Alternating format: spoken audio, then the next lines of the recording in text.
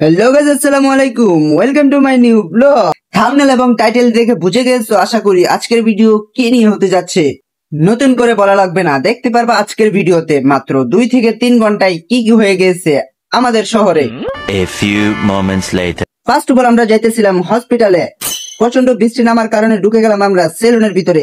সেলুনের ভিতরে যা যা দেখলাম তা দেখে তোমরা অবাক হয়ে যাবে আজকের ভিডিওতে।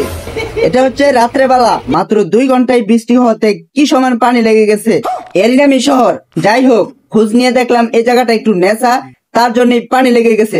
তোমরা তো পানি শহর রাতের দৃশ্যটা দেখছো, একটা নজর দিনের দৃশ্যটা দেখো। তোমরাই দেখো কতটা নিস্তব্ধ শান্তময় পরিবেশ। উপরওয়ালা চাইলে সেকেন্ডের মধ্যে কি না করে দিতে পারে। কি থেকে কি হয়েছে মাত্র 2 ঘন্টার বৃষ্টিতে। অবশেষে বৃষ্টি নিস্তব্ধ হলো, সেই জন্য গাড়িকে থামালাম আমাদের লক্ষ্যে পৌঁছানোর জন্য। মাঝপথে এসে গাড়ি ডিস্টার্ব দিবে নাই বা কেন, পানি পুরো আড়ু সমান হয়ে গেছে। সেই জন্য গাড়ির বডিটা বাদে বাকি সব তো পানির তলে। বৃষ্টি আবার শুরু হয়েছে।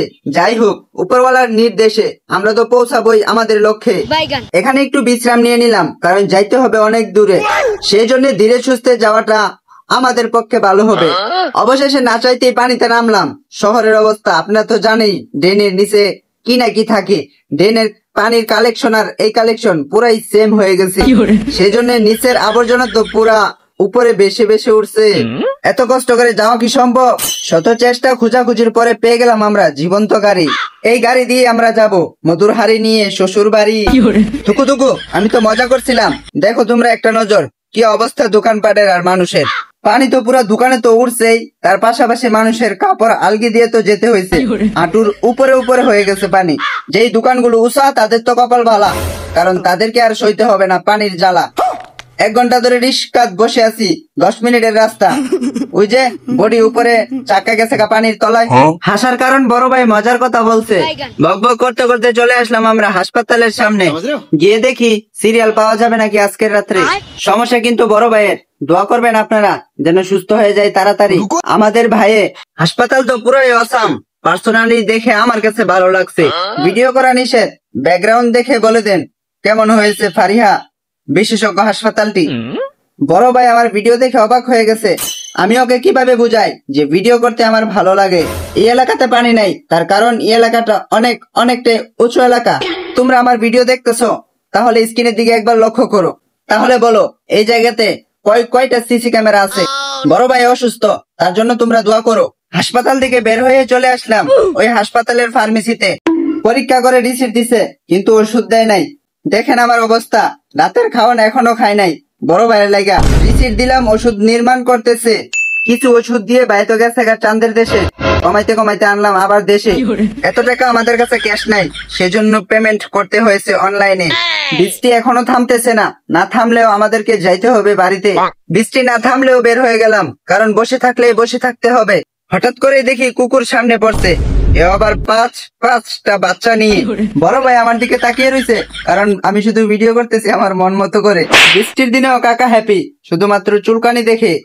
না চাইতে আবার বিপদের সামনে পড়লাম। বিপদ কি কাউকে বলে আসে? দাওয়াত না দিলেও খাইতে বসে থাকে শুধুমাত্র সাধারণ মানুষকে। ওই এলাকাতে পানি ছিল না, কিন্তু এই এলাকাতে পুরো নদী হয়ে আছে।